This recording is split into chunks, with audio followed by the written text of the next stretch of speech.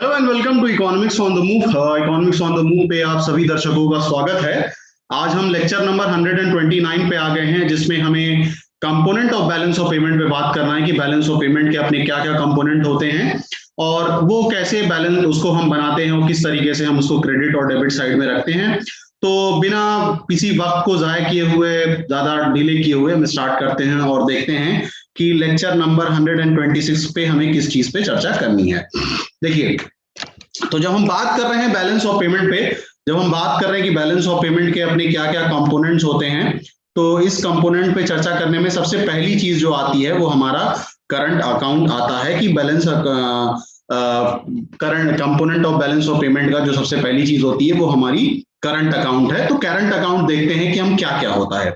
अब देखिए, current account में क्या चीजें हैं कि current account record all receipts and payments of foreign exchange on account of such transaction which do not impact assets oblique liabilities status of a country in relation to rest of the world। यानी current account की जब हम बात करते हैं तो current account वो सारे रिसीट्स को, सारे पेमेंट्स को रिकॉर्ड करता है जो किसी दूसरे देश से ट्रांजैक्शन की वजह से अराइज होता है, और ये एक ऐसा ट्रांजैक्शन होता है जिसमें देश की एसेट और लायबिलिटी पे कोई भी इफेक्ट नहीं पड़ता है।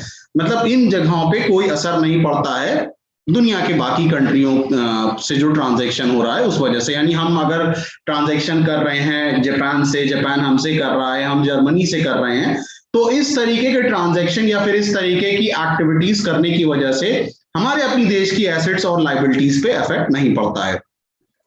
Current account transaction do not give rise to future claim. यानी फ्यूचर क्लेम की अगर हम बात करें तो असल में हम यहाँ पे जिस चीज की तरफ इशारा करना चाह रहे हैं वो लायबिलिटीज की तरफ करना चाह रहे हैं कि लायबिलिटीज का इससे कोई लेना देना नहीं होता है या फिर इसकी वजह से लायबिलिटीज अराइज नहीं होती है। अब इसमें हम बात करें कि भाई करंट अकाउंट की जब हम बात करते हैं तो करंट अकाउंट में कौन कौन सी चीजें आती हैं वो भी अहम है, वो भी बहुत जरूरी है समझना। तो करंट अकाउंट की जब हम बात कर रहे हैं और कंपोनेंट की बात कर रहे हैं तो यहाँ पे क्या है, export and import of goods. यानी जो हमारे गुड्स हैं उनका एक्सपोर्ट और हमारे गुड्स का इंपोर्ट को हम किसका पार्ट बनाते हैं, करंट अकाउंट का पार्ट बनाते हैं। यहाँ पे क्या मैंने लिखा है, merchandise transactions and visible trade. ठीक है, यानी गुड्स की यहाँ पे बात हो रहा है कि गुड्स का जो मूवमेंट हो रहा है उसकी हम रिकॉर्डिंग करते हैं। अब यहाँ पे एक बहुत अहम चीज है कि जब हम एक्सपोर्ट करेंगे तो ऑब्वियस सी बात है कि एक्सपोर्ट करने के केस में जो होगा, मान लीजिए फॉर एग्जांपल ये इंडिया है और ये मान लेते हैं जापान है, हमने इंडिया से जापान सामान एक्सपोर्ट किया तो उसके बदले क्या होगा, इसके बदले इनफ्लो होगा, इनफ्लो होगा। और इनफ्लो जब भी होगा तो ये हमारे लिए क्या है, ये हमारे लिए बेनिफिट होगा और बेनिफिट को हम क्रेडिट हैंड साइड रिकॉर्ड कर लेंगे। यानी हमको हमेशा याद रखना है कि एक्सपोर्ट के केस में इनफ्लो ऑफ मनी होता है तो इनफ्लो ऑफ मनी को हम क्रेडिट साइड में रिकॉर्ड कर लेंगे। उसके बाद इंपोर्ट की बात करें। अब देखिए, एक्सपोर्ट की बात करें तो एक्सपोर्ट का मतलब होता है सामान बेचना। अब वो डोमेस्टिक बाउंड्री के अंदर नहीं होता है, वो हम एक देश से दूसरे देश में बेच देते हैं, इसको हम इंटरनेशनल सेल भी कह सकते हैं। इंपोर्ट का मतलब होता है सामान खरीदना, देश से नहीं बाहर के देश से खरीदा जा रहा है तो उसको हम इंटरनेशनल परचेज कह सकते हैं। अब इंटरनेशनल परचेज के केस में हम कह सकते हैं कि भाई इंटरनेशनल परचेज के केस में देयर इज अ आउटफ्लो। यानी यहाँ पे भी क्या हो रहा है, आउटफ्लो हो रहा है। और आउटफ्लो के केस में या फिर आउटफ्लो जो होता है एक तरीके का एक्सपेंस है या फिर एक तरीके के लॉसेस होते हैं, और ये एक्सपेंसेस और लॉसेस को अकॉर्डिंग टू द रूल हम डेबिट साइड रिकॉर्ड करते हैं। यानी कंपोनेंट ऑफ करंट अकाउंट में जो सबसे पहली चीज है वो हमारा export and import of good है जो हमको याद रखना है। उसके बाद दूसरा क्या आ रहा है, export and import of services. दूसरा आ रहा है कि सर्विसेज के बारे में भी आ रहा है कि भाई हमने गुड्स की बात कर ली तो दूसरी बात जो होती है वो सर्विसेज होती है कि सर्विसेज के भी थ्रू जो एक तरीके से जो चीजें जनरेट हो रही हैं उसको हम करंट अकाउंट का पार्ट बनाएंगे। और सर्विसेज है तो यहाँ पे हमने उसको इनविजिबल ट्रेड का नाम दे दिया है। सर्विसेज को हमने दो पार्ट में डिवाइड किया है, एक जो हमारा पार्ट है वो फैक्टर सर्विसेज है और दूसरा पार्ट हमारा जो है वो नॉन फैक्टर सर्विसेज है। यानी ये दो चीजें हैं जिनका कैटेगराइजेशन यहाँ पे किया गया है। फैक्टर सर्विसेज की अगर हम बात करें तो क्लास 11th में एक चैप्टर आप पढ़ा करते थे जिसका मतलब था फैक्टर्स ऑफ प्रोडक्शन, यानी किसी भी सामान को बनाने के लिए आपको 4 चीजें की जरूरत होती है।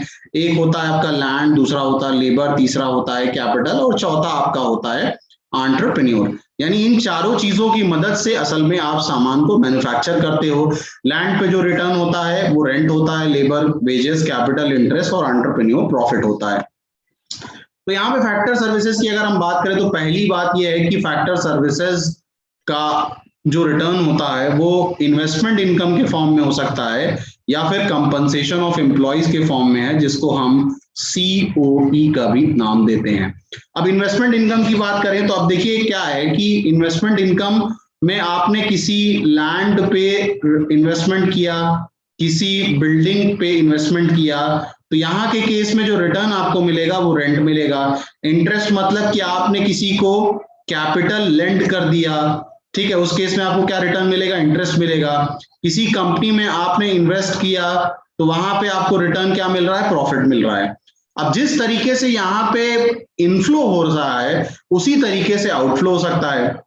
मान लीजिए कोई जापान की कंपनी है, वो उसने यहाँ पे जमीन ले रखी है, उसने यहाँ की कंपनियों को लोन दे रखा है और उसने यहाँ की कंपनियों में इन्वेस्टमेंट कर रखा है। तो तीनों केस में आउटफ्लो ऑफ रेंट और आउटफ्लो ऑफ इंटरेस्ट और आउटफ्लो ऑफ प्रॉफिट होगा।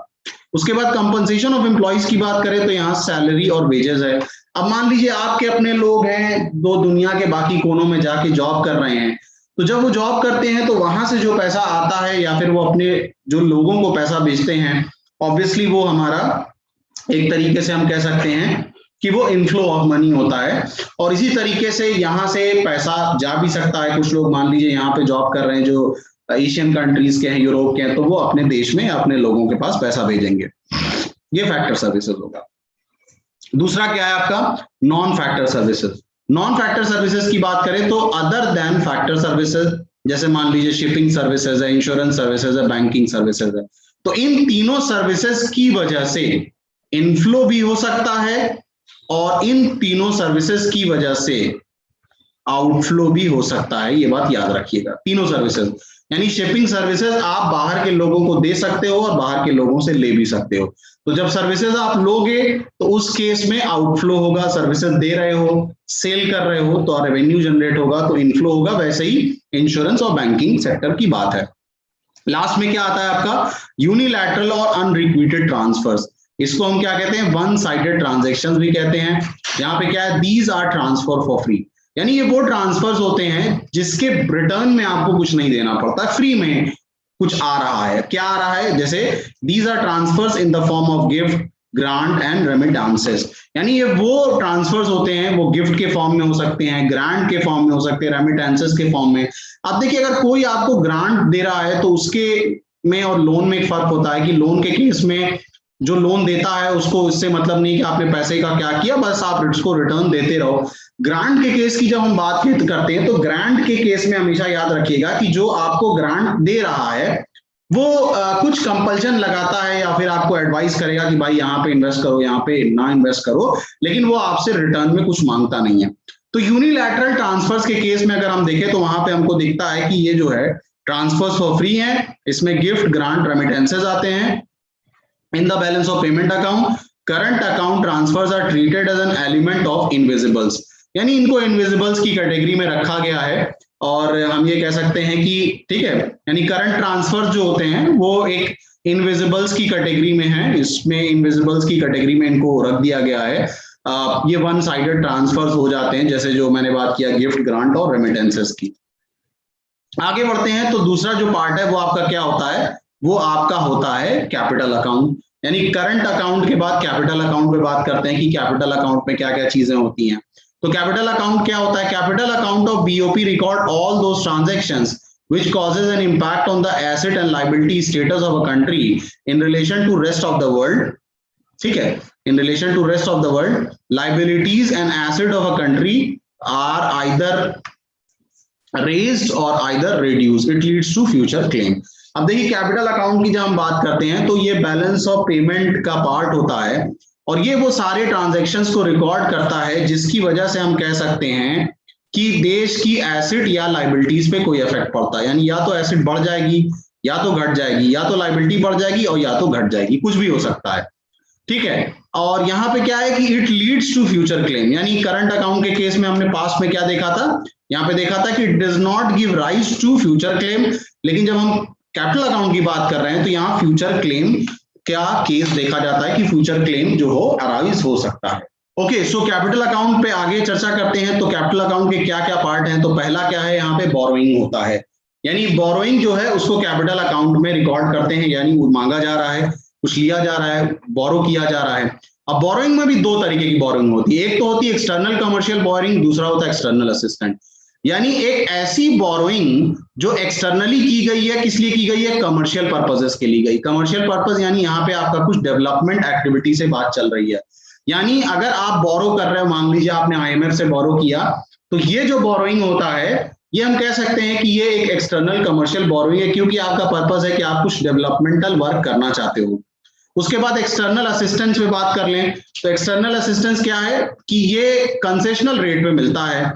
अब एक्सटर्नल असिस्टेंस का मतलब मान लीजिए कि जैसे आपके देश में अभी कोविड की लहर चल रही थी, ठीक है, तो ऑब्वियस सी बात है कि बहुत सारी प्रॉब्लम थी, समस्याएं थी, तो बहुत सारे देश भारत की मदद या भारत बहुत सारी देशों की मदद कर रहा था। हम ज्यादातर एक्सटर्नल असिस्टेंस को कह सकते हैं कि इसमें हम नेचुरल कैलेमिटीज वगैरह को भी लेते हैं, कि जो नेचुरल कैलेमिटीज जैसे फ्लड हो गया, अर्थक्वेक आ गया, इसमें बाहर की कंट्री आपकी मदद, आपका रिहैबिलिटेशन वगैरह से जुड़े हुए वर्क करता है, और उसमें जो आपसे रेट ऑफ इंटरेस्ट मांगता है वो नॉमिनल होता है।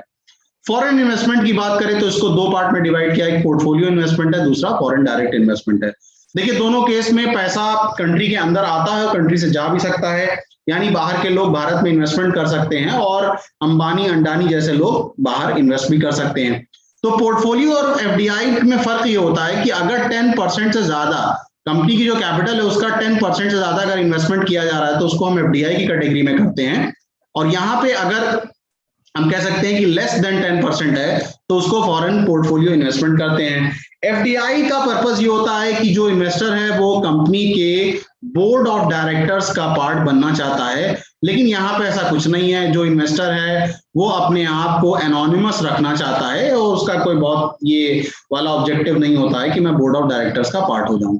इसके अलावा भी कुछ है, जैसे मान लीजिए NRI deposit. NRI deposit, Bharat के लोग बाहर हैं, पैसा भेजते रहते हैं, लेकिन वो जो पैसा भेजते हैं वो याद रखिएगा कि वो रेमिटेंसेस के फॉर्म में होता है, जो पीछे मैं यहाँ पे डिस्कशन कर रहा था। ये रेमिटेंसेस यानी आपके अपने लोग बाहर रह रहे हैं, वो पैसा भेज रहे हैं, आपका अपना कोई बंदा बाहर रह रहा, आप पैसा भेज रहे हो, तो वो रेमिटेंसेस होता है। तो रेमिटेंसेस अगर एनालाइज कर रहे हैं तो उसको करंट अकाउंट पे रखते हैं, लेकिन अगर वो कुछ ऐसे प्रोजेक्ट्स पे डिपॉजिट कर रहे हैं, ठीक है, जिसमें इंडियन इकोनॉमी इफेक्ट हो सकती है या फिर पॉजिटिवली इफेक्ट हो सकती है, इंडियन इकोनॉमी को अपलिफ्ट करने के लिए भारत सरकार ने कोई पैसा मांगा, वहां पे आप इन्वेस्ट कर रहे हो, तो वो एनआरआई डिपॉजिट जो होगा वो आपका कैपिटल अकाउंट में होगा। देश के अंदर आ रहा है तो इनफ्लो है, आप क्रेडिट साइड में रिकॉर्ड करोगे, देश के बाहर जा रहा है तो वो आउटफ्लो है, वो डेबिट साइड में रिकॉर्ड करोगे। Banking capital other than NRI deposit. अब देखिए बहुत सारे ऐसे बैंक होते हैं जो कि दुनिया के बाकी कोनों में भी जाके इन्वेस्टमेंट करते हैं, यानी अगर हम एसबीआई की बात करें कि एसबीआई जो है हमारा, वो लेट सपोज कि अपनी कोई ब्रांच खोलता है थाईलैंड में, ठीक है, अब वो थाईलैंड में ब्रांच खोल रहा है, उसने ये पूरी बिल्डिंग परचेज कर ली है, पूरी बिल्डिंग उसी की है, लेकिन उसको लगा कि इसमें नुकसान है, कोई बहुत फायदा नहीं है, तो ये बिल्डिंग को जब वो बेच देगा तो पैसा अल्टीमेटली कहाँ आएगा, देश के अंदर आएगा, तो ये क्या होगा, ये इनफ्लो होगा और इसको हम क्रेडिट साइड में। इसी से रिवर्स समझ सकते हो कि मान लीजिए कि बैंक ऑफ अमेरिका दिल्ली में है, HSBC दिल्ली में है, वो यहाँ पे बिल्डिंग खरीदते हैं, उनको लॉस लगता है, बेच देते हैं, पैसे को अपने देश में भेजेंगे तो आउटफ्लो है, उसको हम डेबिट साइड में रिकॉर्ड कर देंगे। Short term trade credit. Short term trade credit मतलब होता है कि जैसे इंटरनेशनल मार्केट वगैरह से आप कुछ बोरो कर रहे हो और इमीडिएट पेमेंट नहीं, आप कह रहे हो बाद में पेमेंट करोगे, तो अगर इंडियंस ने बोरो किया तो आउटफ्लो होगा, बाहर वाले इंडियन से किया तो एक तरीके से हम कह सकते हैं कि इनफ्लो होगा, ठीक है, क्योंकि फ्यूचर में आपको पेमेंट वगैरह करना है। उसके बाद तीसरी इसमें एक और चीज आ जाती है जिसको हम कैपिटल अकाउंट का ही पार्ट लेते हैं, official reserve account. Official reserve account क्या है कि the overall balance is finally reflected in the official reserve account of RBI because RBI is the custodian of foreign exchange. अब देखिए यहाँ पे आपसे एक क्वेश्चन पूछ सकता है कि who is the custodian of forex reserve. तो याद रखिएगा कि it is the RBI who is the custodian of forex reserve, यानी जो हमारा ये आरबीआई होता है, रिजर्व बैंक होता है, असल में यही जिम्मेदार होता है ये सारे फॉरेक्स रिजर्व वगैरह को मेंटेन करने के लिए। And all forex transaction in the country are routed through the RBI. If overall balance is positive, अगर ओवरऑल बैलेंस पॉजिटिव है इसका मतलब कि हमारा एक्सपोर्ट ज्यादा है इंपोर्ट से, तो फॉरेक्स ऑफिशियल रिजर्व राइज हो जाएगा। इफ ओवरऑल इज नेगेटिव, यानी इंपोर्ट हमारा ज्यादा है एक्सपोर्ट के कंपैरिजन में, तो it causes decrease in official reserve, यानी हमारा जो ऑफिशियल रिजर्व है, खजाना है, उस पर निगेटिव इफेक्ट पड़ेगा। अब करंट अकाउंट और कैपिटल यहाँ पे कुछ है, देखिए current account surplus inflow is greater than outflow. इसका मतलब कि हम एक्सपोर्ट ज्यादा कर रहे थे इंपोर्ट से, जिसकी वजह से इनफ्लो ज्यादा हुआ और जिसकी वजह से हमने उसको क्रेडिट साइड में रिकॉर्ड किया है। करंट अकाउंट डेफिसिट का मतलब है कि यहाँ पे हमारा एक इंपोर्ट ज्यादा है एक्सपोर्ट से, इसका मतलब कि हम खरीद ज्यादा ले रहे हैं, इसका मतलब हम पेमेंट ज्यादा कर रहे हैं, तो आउटफ्लो ज्यादा होगा और इसको हम डेबिट साइड में रिकॉर्ड करेंगे। कैपिटल अकाउंट सरप्लस है, इसका मतलब कि हमारा जो हम पैसा इनफ्लो है वो ज्यादा हो रहा है, और किस वजह से हो रहा है, हम कह सकते हैं कि बोरोइंग वगैरह से हो रहा है या फिर एफडीआई वगैरह से, जो अभी हमने देखा है। और इसमें रिवर्स ये है कि भाई डेफिसिट हो रहा है, इसका मतलब कि आउटफ्लो हो रहा है, इसका मतलब कि हम जो रीपेमेंट वगैरह हम ज्यादा कर रहे हैं। देखिए एक चीज यहाँ पे समझ लीजिए कि करंट अकाउंट सरप्लस है और कैपिटल अकाउंट सरप्लस है, इसमें एक माइन्यूट सा फर्क है। करंट अकाउंट अगर सरप्लस है ये तो अच्छी बात है, क्यों, क्योंकि इसमें आपका एक्सपोर्ट ज्यादा इंपोर्ट से, यानी आपका सामान ऐसा है कि दुनिया के बाकी कोनों में इसको बेचा जा रहा है। लेकिन कैपिटल अकाउंट अगर सरप्लस है तो ये अच्छी बात नहीं है। शॉर्ट टर्म में तो दिखेगा कि अच्छा, लेकिन लॉन्ग टर्म में ये डेंजरस है। उसका रीजन ये है कि इसमें अगर आप देखोगे तो पीछे अगर मैं आ जाऊं तो यहाँ पे बोरोइंग हो रहा है, ठीक है, उसके बाद banking capital, short term credit, और जितने पॉइंट्स अगर आप देखोगे तो उस केस में दिखता यह है कि कंट्री के ऊपर इसका एक रिवर्स इंपैक्ट पड़ता है लॉन्ग टर्म में, तो इसको बहुत पॉजिटिवली नहीं देखना चाहिए। लास्ट पॉइंट मैं आपके लिए जो लेके आया हूं वो असल में क्या है कि जनवरी टू मार्च 2021 का एक डेटा है, और 2020 का डेटा है बस दिखाने के लिए आपको कि भारत सरकार यानी रिजर्व बैंक ऑफ इंडिया ने इस डेटा को कैसे बनाया, किस तरीके से। देखिए करंट अकाउंट में सबसे पहले आपका गुड्स आ रहा है, गुड्स में क्रेडिट में 91.3 रखा गया है, डेबिट में 133। इसका मतलब क्या है, ये क्या बता रहा है, ये बता ये रहा है कि इंपोर्ट ज्यादा हो रहा है, और ये बता रहा है एक्सपोर्ट की फिगर। तभी भाई एक्सपोर्ट हो रहा था तो एक्सपोर्ट होता है तो इनफ्लो होता है, और इनफ्लो होता है तो उसको आपने क्रेडिट में रिकॉर्ड किया, इंपोर्ट है तो आउटफ्लो होगा, और आउटफ्लो है तो उसको आपने डेबिट में रिकॉर्ड किया, और नेट बैलेंस यहाँ पे बता दिया। पीओएल मतलब यहाँ पे पेट्रोल, ऑयल और लुब्रिकेंट, ये तीन चीजें यहाँ पे आती हैं। तो हम ऑब्वियस ही बात है कि हम एक्सपोर्ट ज्यादा नहीं कर पाते हैं एज कंपेयर टू इंपोर्ट, इसी वजह से देखिए इसको डेबिट में रखा है और इसको हमने क्रेडिट में दिखाया है। सर्विसेज के बारे में कुछ फिगर्स यहाँ पे दिख रही हैं, सर्विस सेक्टर हमारा अच्छा परफॉर्म किया है, इसीलिए नेट हमारा पॉजिटिव में आया, और यहाँ पे देखें तो निगेटिव में चल रहा है। Primary income, secondary income, primary income में आप रेमिटेंसेस वगैरह को डाल सकते हो, ठीक है, और सेकेंडरी इनकम में जैसे मान लीजिए कि रेंट आया है, उसके बाद आपका इंटरेस्ट आया है, उसके बाद आपका प्रॉफिट्स वगैरह है, तो ये सारी फिगर्स बता रहा है। उसके बाद capital account and financial account, ये इसकी कुछ फिगर्स यहाँ पे दी जा रही हैं। ऑफिस फॉरेक्स का यहाँ पे कुछ डिटेल दे रहा है, और आखिरी में errors and omission. Errors and omission actually जो होता है वो एक तरीके का सस्पेंस अकाउंट होता है। सस्पेंस अकाउंट हो गया, इसका मतलब कि जो हमारा बैलेंस ऑफ पेमेंट है ये असल में एक्चुअल नहीं होता है, बल्कि याद रखिएगा कि ये एस्टिमेटेड होता है। ये एस्टिमेटेड फिगर्स हैं, मतलब लमसम मानी जाती है, इसी वजह से ऊपर नीचे आगे पीछे हो सकता है। सो आज हमने क्या पढ़ा, आज के लेक्चर में हमने देखा कि भाई करंट अकाउंट और कैपिटल अकाउंट दो कंपोनेंट होते हैं करंट अकाउंट में। इसको हम कैसे याद रखेंगे, आखिरी बात मैं बता भी दे रहा हूं, इसको हम याद रखेंगे जीएसटी से, यानी G for goods, S for services, T for transfers यानी यूनिलैटरल ट्रांसफर्स, और सर्विसेज को हमने दो पार्ट में बांट दिया, एक फैक्टर हो गया, दूसरा नॉन फैक्टर। कैपिटल अकाउंट में हम देखेंगे कैपिटल अकाउंट वो चीजें होती है जो कि एसेट और लायबिलिटीज को इंपैक्ट करती हैं, और इसी में ऑफिशियल रिजर्व अकाउंट भी होता है, जिसके बारे में हमने आपसे चर्चा कर ली। So that was all about from this lecture, जिसमें हमने component of balance of payment पे बात की। So that was all about from this video. So stay blessed guys and keep on watching economics on the move. Thank you.